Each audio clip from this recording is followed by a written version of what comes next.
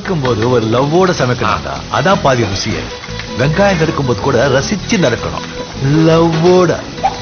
வணக்கம்ங்க, welcome to in-laws சமையல். இன்னைக்கு நம்ம வெண்டைக்காய் பொரியல் எப்படி செய்யறது அப்படிங்கிறத பார்க்கலாம். அதுக்கு என்னென்ன பொருள் தேவைங்கிறத நான் சொல்கிறேன், வாங்க பார்க்கலாம்.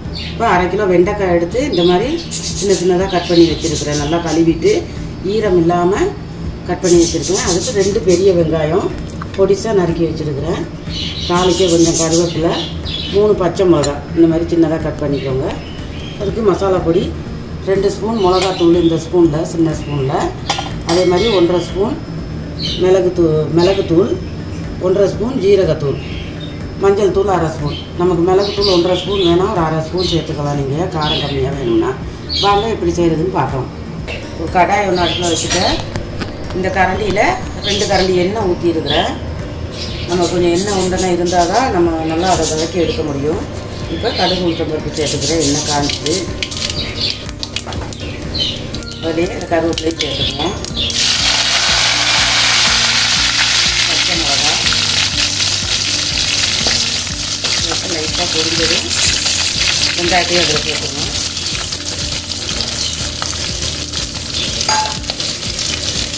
சேர்த்து கொஞ்சம் ஒரு அளவு வதங்குற வரைக்கும் கிண்டி விட்டுருங்க.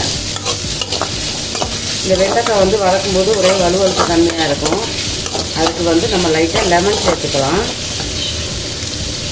அந்த வெங்காயம் வதங்குறதுக்கு கொஞ்சம் உப்பு சேர்த்துக்கணும். 1 ஸ்பூன் உப்பு,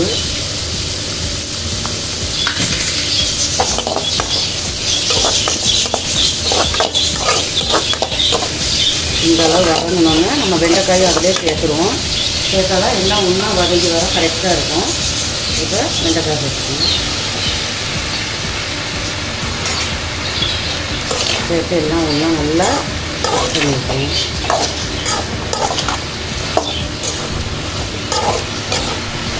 இன்றைக்கி லஞ்சுக்கு கட்டுறதுக்கு இந்த வெண்டைக்காய் சாதம் ரொம்ப நல்லாயிருக்கும்.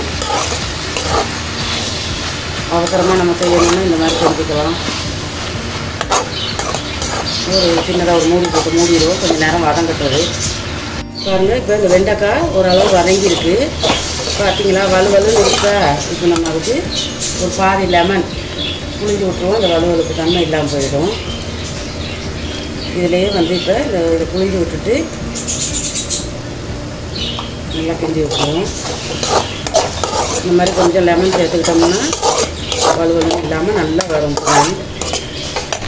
இது நான் மசாலாவையும் சேர்த்துக்க போகிறேன். இதில் மிளகாத்தூள், மஞ்சள் தூள், ஜீரகத்தூள், மிளகுத்தூள் இதையும் சேர்த்துக்குவோம்.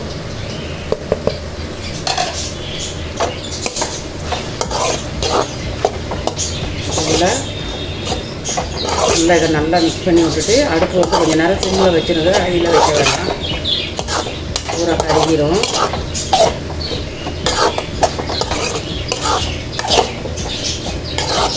நல்லா மிக்ஸ் பண்ணியாச்சு. இதை மூடி போட்டு மூடிடுவோம் கொஞ்சம் நேரம். திறந்து பார்ப்போம். பாருங்க, சூப்பராக ஒரு வெண்டைக்காய் பொரியல் ரெடி ஆயிடுச்சு. அவ்வளோதான், ஒரு 5 நிமிஷம் தான் நமக்கு எல்லாம் கட் பண்ணி வச்சுட்டோம்னா இந்த வெண்டைக்காய் பொரியல் செய்கிறதுக்கு. இதில் அப்படியே நம்ம சாதம் போட்டு கிளறி கட்டிடலாம். லஞ்சுக்கு, ஸ்கூல் போகிறவங்களுக்கு, ஆஃபீஸ் போகிறவங்களுக்கு வெண்டைக்காய் பொரியல் ரெடி. ஆமாங்க, என் பேத்தி இப்போ தான் குளிச்சுட்டு வந்துச்சு. நம்ம இது ஒரு பவுலில் மாற்றிடுவோம். பாருங்கள், இந்த வலுவலுப்பு தன்மையெல்லாம் இல்லாமல் சூப்பராக வந்துருச்சு வெண்டைக்காய் பொரியல். பாருங்கள், ரொம்ப ஈஸியாக டக்குன்னு செய்யக்கூடிய ஒரு பொரியல் இது. வெண்டைக்காய் மட்டும் க்ளீன் பண்ணி வச்சுக்கிட்டா போதும். இதே மாதிரி நீங்களும் ட்ரை பண்ணி பாருங்கள். ட்ரை பண்ணி பார்த்துட்டு கமெண்ட் செக்ஷனில் சொல்லுங்கள். எங்கள் சேனலுக்கு சப்போர்ட் பண்ணுங்கள். அடுத்த ஒரு வீடியோவில் பார்க்கலாம். ஓகே, பாய். சமைக்கும்போது ஒரு லவ்வோட சமைக்கணும்டா. அதான் பாதி ருசியே. வெங்காயம் நறுக்கும்போது கூட ரசிச்சு நறுக்கணும், லவ்வோட.